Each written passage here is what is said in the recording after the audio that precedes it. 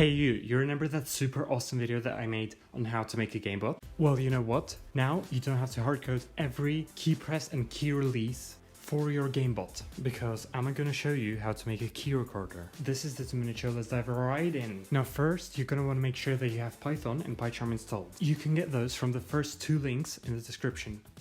Okay, install PyCharm. Download the community version. Then save it. After you finish downloading, open up the file. Hit next, choose your destination folder.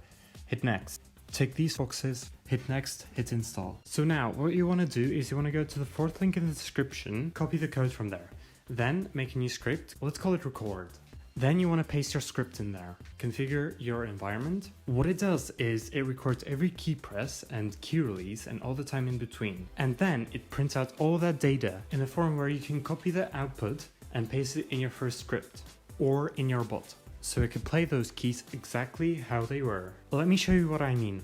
So here I have my game and I'm really angry at this grass, and I want to obliterate it by driving over it over and over again. But the thing is, I gotta go and make some 2-minute cookies.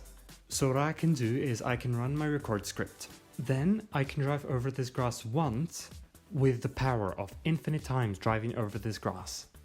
And to unleash this power, I will copy the output from my record script. Then I will paste it in my bot script. I will put it in a while true loop.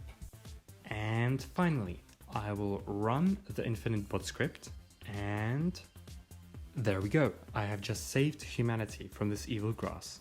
Like, share, subscribe to 2 minutes, and that's actually, we are renaming to the Tech Sandwich Show. You see, I can make biscuits or a salad or a pizza, but my sandwiches are always the best. And you see, 2-minute sandwiches are really nice. But when you sandwich everything into 2 minutes, the sandwich becomes less and less attractive. And that's why I gotta make a variety of sandwiches, like 1-minute and 3-minute sandwiches.